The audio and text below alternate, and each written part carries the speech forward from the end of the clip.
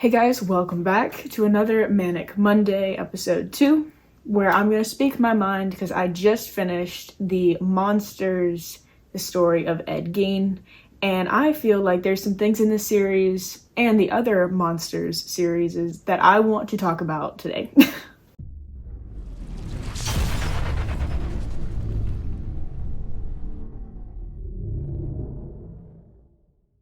Okay, so if you don't know what the Monster series is that I'm talking about, it's directed by a man named Ryan Murphy.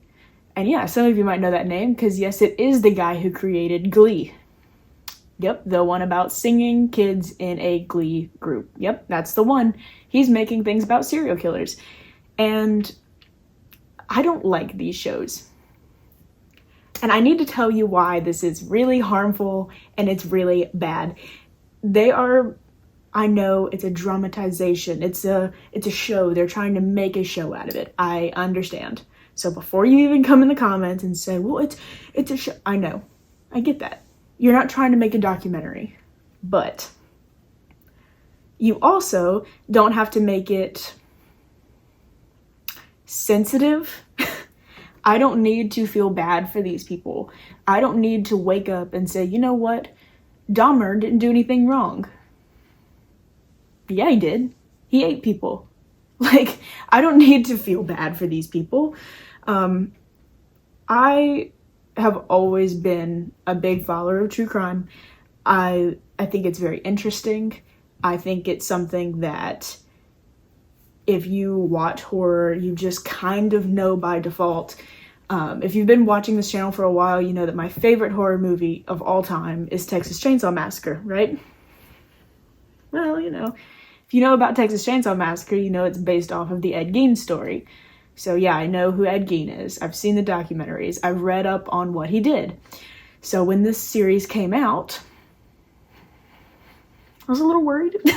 I was a little scared, but obviously I sat down and I watched it, and I just finished it, and I have some thoughts.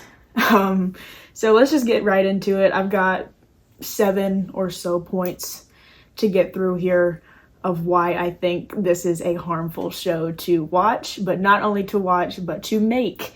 Ryan Murphy, I think you should hear this because this is bad. I do want to start out by saying I did enjoy watching these. I thought they were interesting, but no matter how interesting I thought they were, I could never get over how untrue most of the information was. And that goes for the Dahmer one way back when, the Menendez one, and the Gein one specifically, because I think the Gein one is the worst of the 3 of how inaccurate most of it is, and it does kind of make me sick to think about how bad it was, and that now people are going to think that that was what he did, and even worse, feel any type of sympathy for somebody like that, and I don't like that at all. So let's just go ahead and jump into number 1 of what I think was wrong. Wrong information regarding what happened. I think specifically at the end of the Ed Gein one, no, he did not help solve the Bundy case. He was not helping the FBI. He was not helping the cops find the guy. This wasn't true. Like, it's a movie recreation. Like, it's so tied to, like, Silence of the Lambs. Okay, fine. But don't sit there and say that he was so proud of himself at the end of his life because he solved the Bundy thing. No, he did not. He didn't solve it at all. Bundy got pulled over when he was, like, hitchhiking. And he got arrested 3 times. Like, this had nothing to do with Ed Gein whatsoever. Except maybe he was inspired by, I don't know. But, like, no, that's not what happened. Like, that's not true. Again, was, like, so many of the pieces in the series were just scene recreations from Texas Chainsaw or scene recreations of Psycho. This isn't what happened. You just wanted to make a movie. And if you wanted to do that, fine, but don't sit there and say you're telling his life story, because you're not. You're making it up. You just want to make a movie. Be honest. And I don't like that. If you're portraying this as his true life story, this is what happened, then tell what happened. There's no reason you have to go and say, well, but but also this, and maybe he did this, and maybe we don't know exactly what he did. So don't sit there and act like you know.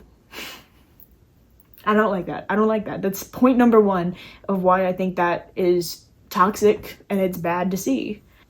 Point number two that I have to make kind of ties into point number one, but not all the way. And it's building a story based around sympathy for these killers rather than hate for these people. Like I said, you will not make me feel bad for Dahmer. You will not make me feel bad for Ed Gein. You won't do it. These are bad people. I don't care how bad their childhoods were or if they have mental illness. I do not care. Truly, I don't. You ate people. You made furniture out of people. There is nothing in you that makes me feel bad for you. Because people live with mental illnesses every day. People live with schizophrenia that don't make furniture out of people. Like, this is not an exaggeration. People did this. Like, this is true information that happened in real life. And this is not something that you can make me feel sympathy for because you put sad music behind it. Like, oh, well, but he's playing the piano and look how sad he is. I don't care. I don't care. He murdered people.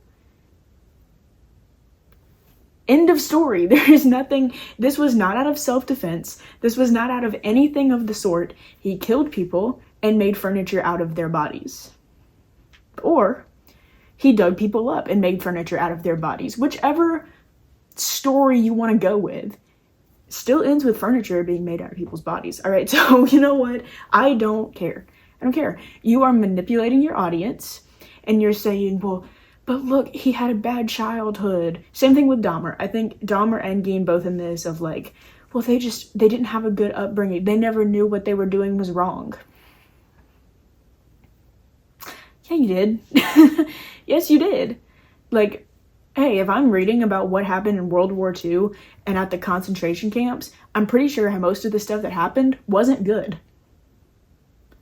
So don't sit there and tell me, well, but feel bad. I'm not going to feel bad for you. I'm not. I don't care. I don't care one bit, actually.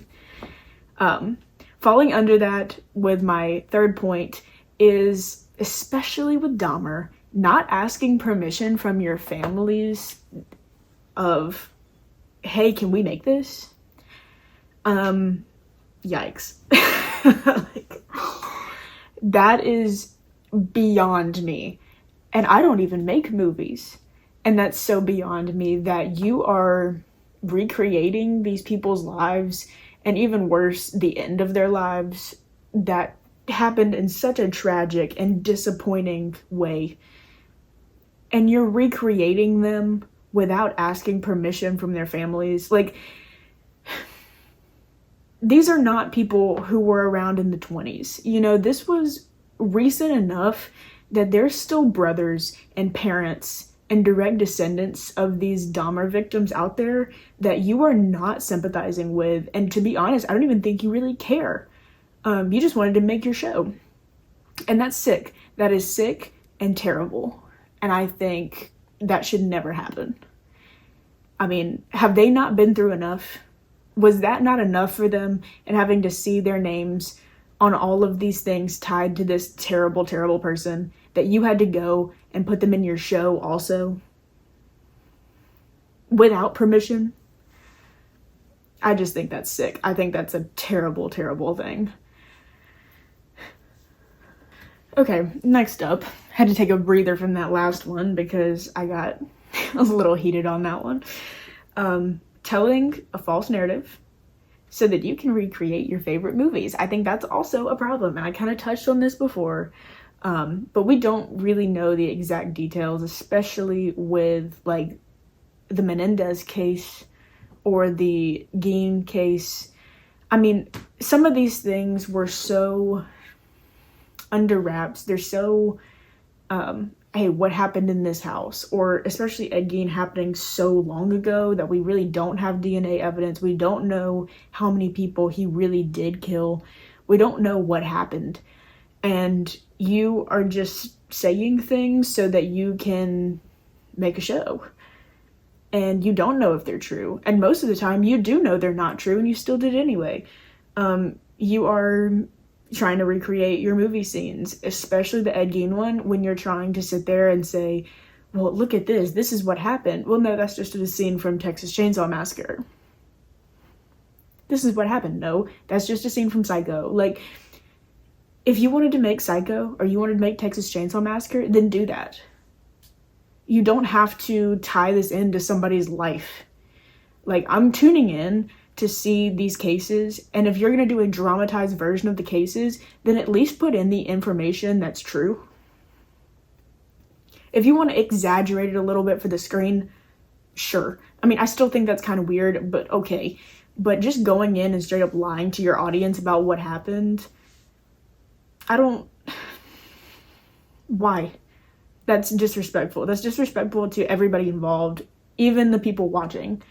Because the amount of times that I had to Google if something happened, and then when I saw a no, and I was like, oh, well, then why you put it in there then? What's the point? I just don't tell a false story. I don't know how that's not like breaking some kind of rule. I don't feel like you should be able to do that. Next up, number 5, glorifying the crimes these people committed. I don't feel like I have to elaborate on this. For example, in the Dahmer series, I think this one especially, you're recreating these murders and you're doing it so graphically and so vividly that it's just, nobody should have to watch that, especially like the families, but not even the families, just like having to watch these people who were real victims. These are not characters. These aren't people he just made up to throw in a story. Like, these are real people, and this is real stuff that happened to real people, and you're trying to make me sympathize with the killer over the victims and telling me, well, the victims, they were on drugs, or, you know, they were doing all these delinquent activity. Okay, they got eaten. No. Like, you can't, I'm not gonna feel bad for Jeffrey Dahmer when he drugged up all these people and brutally murdered them. Like, stop sitting there and making it, well, we put good lighting behind it, and we mixed it in with these sounds and the music, and it sounds so, I don't care. If you want to make a beautiful movie, then go make a beautiful movie. This is not the time to do that. These are real people. These are real people that you are recreating their real deaths and making it artsy. That's gross.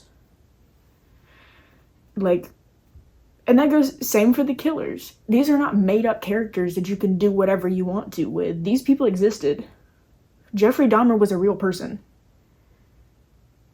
And the fact that there are people now who say they are fans of Jeffrey Dahmer because of what you did,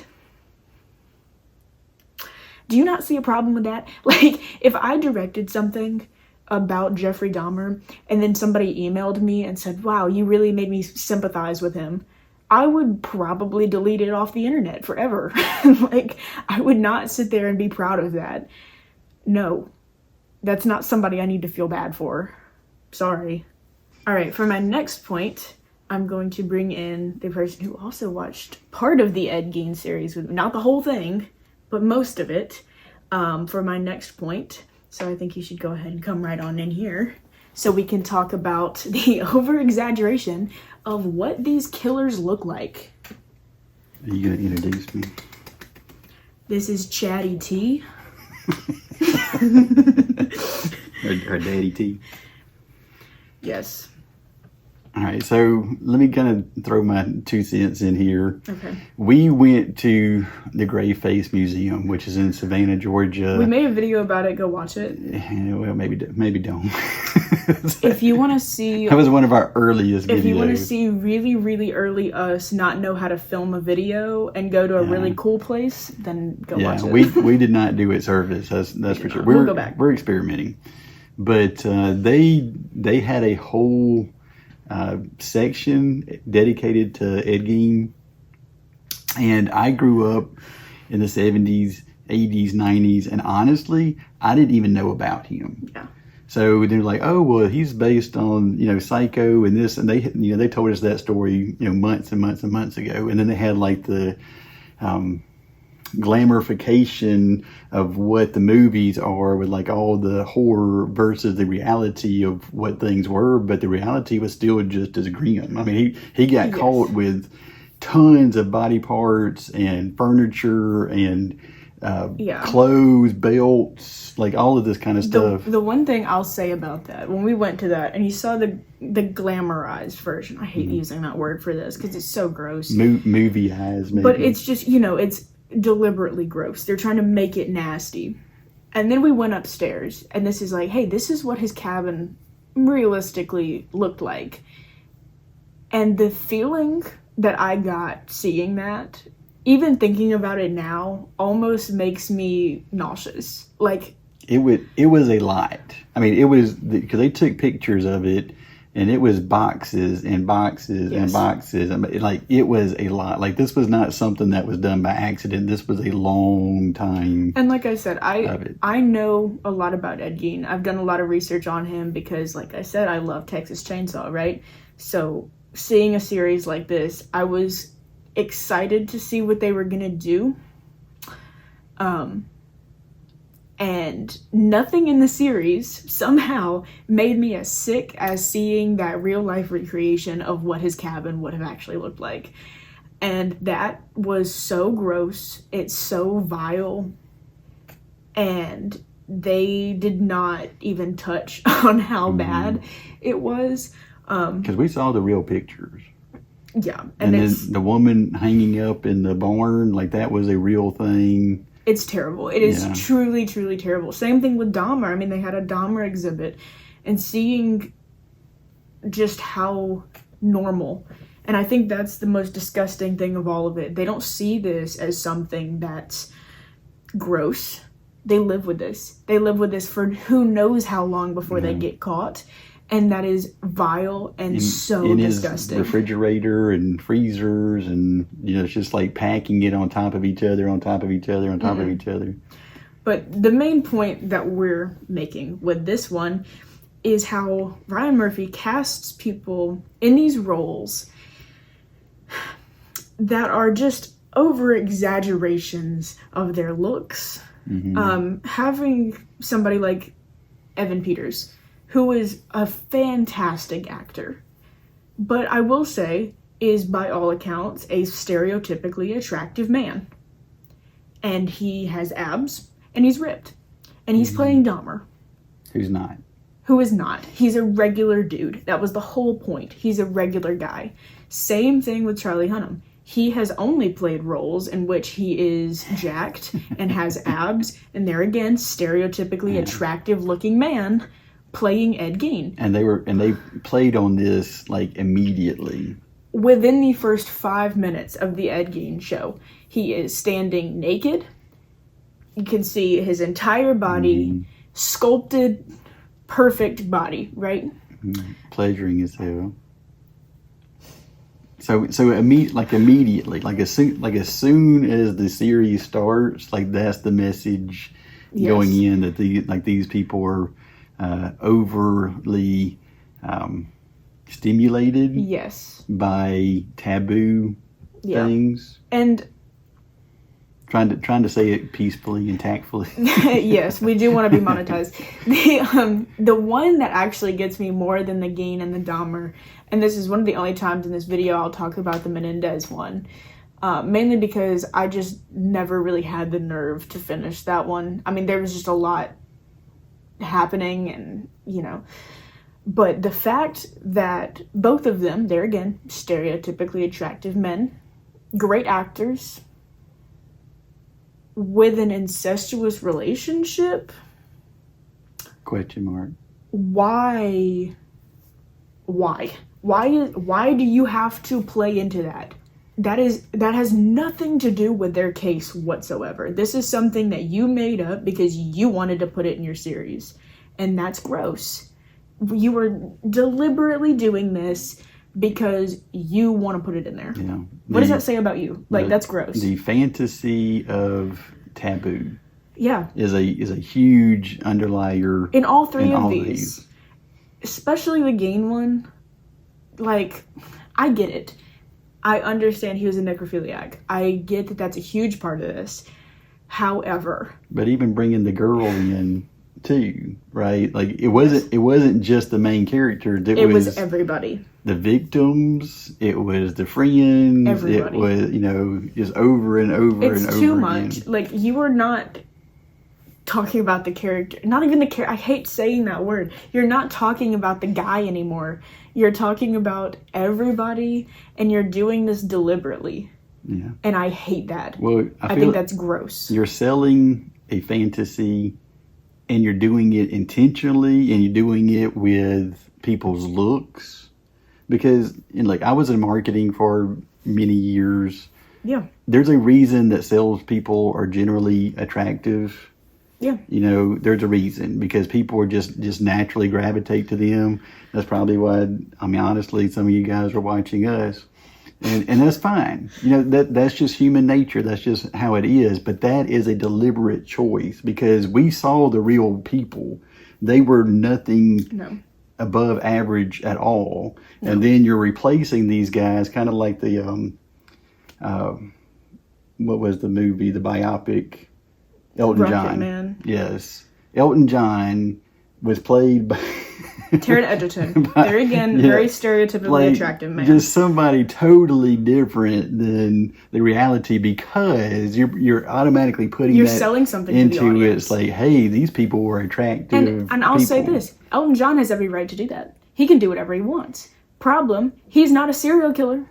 Okay? Yeah. This is not somebody who committed absolutely disgusting crimes. This is a musician. These people are portraying real killers with over-exaggerated good looks. But you also, even with these actors, people transform their bodies to their roles. Yeah. Like, sometimes they get really cut when they're playing action, but sometimes they go the other way. Like, these guys were intentionally left in a high sculpt definition body on purpose. I'm not blaming the actors for this at all. This is a director choice, because if you're a director and you say, well, I need you to hit this weight, as an actor, you do that. This was not a decision made by any of the actors. Like, I'm not sitting here saying that Charlie Hunnam did this on purpose. I'm saying Ryan Murphy did this on purpose. This is a director choice that he wanted Ed Gein to look like that. So, well, if you have somebody like The Rock transforming his body from super musculature to not, because he wanted to play different roles, then anybody can do that. Yeah, anybody can do it. And like I said, this was a conscious decision not to do that. Yes, and I don't like that. I don't like that at all, actually. That's gross. Yep. So, am I done? Yeah, you can be done. And then I'll make my last point. Thank you for your contribution. Signing out. To talking about the hot men in the series. It takes one to know. Right? All right, guys. Now I'm going to hit you with our last point, which could be a little bit less intense than the rest of them, but I'm going to say this anyways. Not focusing on the main killer as the plot point. I do see this a lot more in the Gein one also, that instead of focusing on Ed Gein, we're focusing on so many different characters. There's so many different plot lines. It's hard to follow what you're saying is real and what you're saying isn't. Even just in the last episode, we had Ted Bundy, Richard Speck, and Jerry Brudos. That's 3 very big stories, and these are all in one episode. These are all within probably 30 minutes of each other, and that's a lot. We also had Gacy and Dahmer, not nearly to the point of how distracting it was in the Gein series. I'm going to name a couple of the plot lines in which we didn't really need to see. So we had Ilsa, which is the, can't say that word on YouTube, but you know, World War II Germany person who was doing terrible, terrible things, which Ed Gein supposedly idolized. When I say supposedly, I mean that. You had Adeline, which was, there again, real person. We had a lot of episodes that kind of focused more on what she was doing outside of her relationship with Ed Gein than what she was doing with him, which I mean, sure, but no. Same thing with Ouija. We talk about him a lot as like, Adeline is aspiring to this photographer and he like only photographs like dead bodies. That's not true. Ouija actually was a very famous photographer who did many different things. Like, he didn't only focus in on crime. He was just a really well-known photographer at the time. Now I'm going to go into the one that I think is a little bit problematic. Anthony Perkins. Why did we feel the need to put that in this series? What he was dealing with was his own issues at the time, and I just feel like trying to put him in a series with somebody like Ed Gein is blatantly disrespectful. He was struggling and you just kind of put in, oh, by the way, we're gonna compare you to one of like the most infamous killers of all time. I don't like that. I get it, he played the guy in Psycho, that's great, but don't, what was the reason? What was the reason? I don't see the point. Alfred Hitchcock, sure, he's making a movie. Great. And also he's like peeping in on all these women, same as Ed Gein. If you're comparing anybody to Ed Gein and it's not another serial killer, that's a problem. Throwing that out there. The making of Texas Chainsaw. Did we need that? No. Making of Silence of the Lambs. Did we need that? No. Did it contribute anything? Not really. Also, these are your advertisements for the show, that it's like inspired Texas Chainsaw, inspired Psycho, inspired. Okay. Just say that in your promotions then. You don't have to go through and tell me in the show exactly what inspired what. I get it, okay?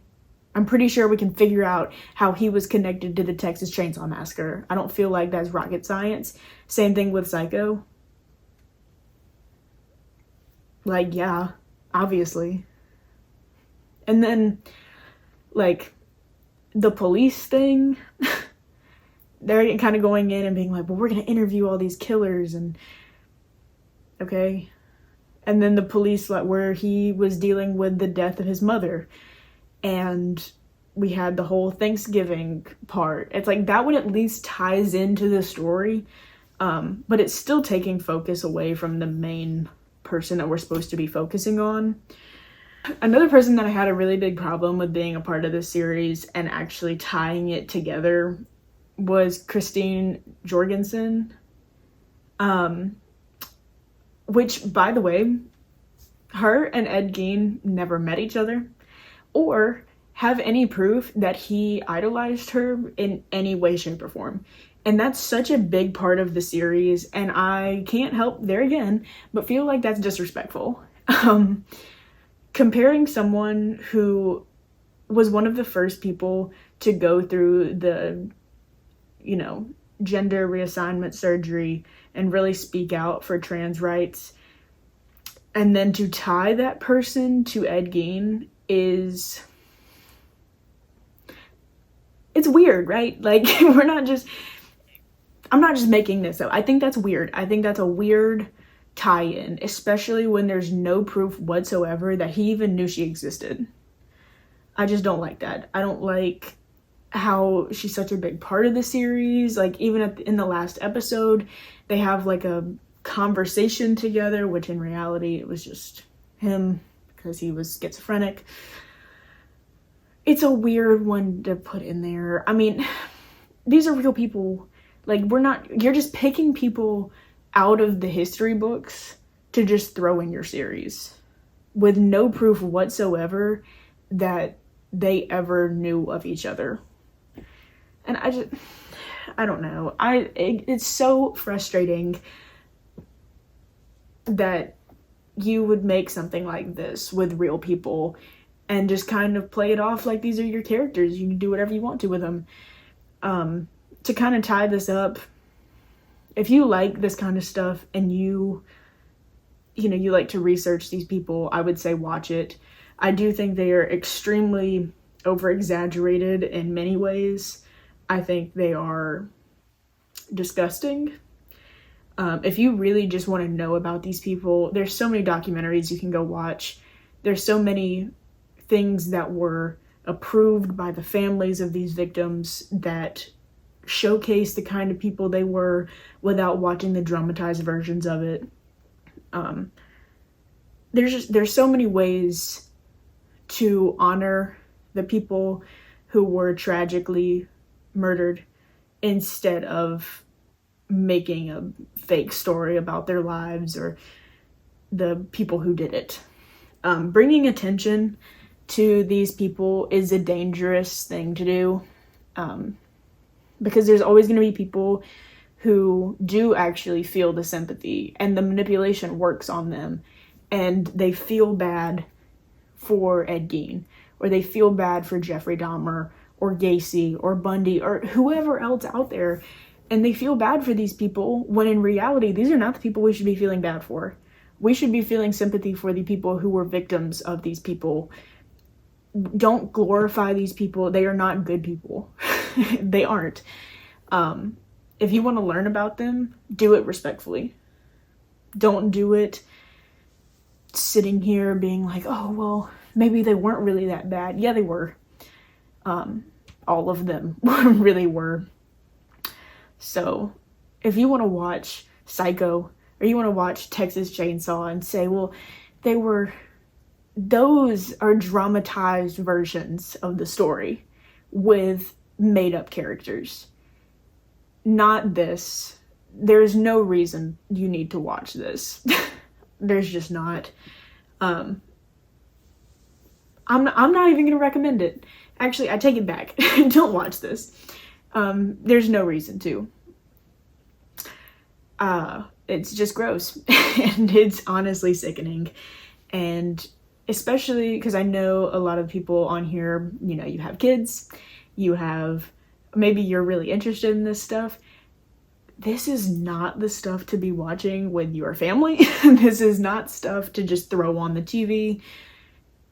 It's nasty. And the last thing you want is anybody seeing this and saying, well, was Dahmer really a good guy? No. No, he was not. No. Do your research. Respect the people that deserve to be respected and not the, people who violated these innocent lives.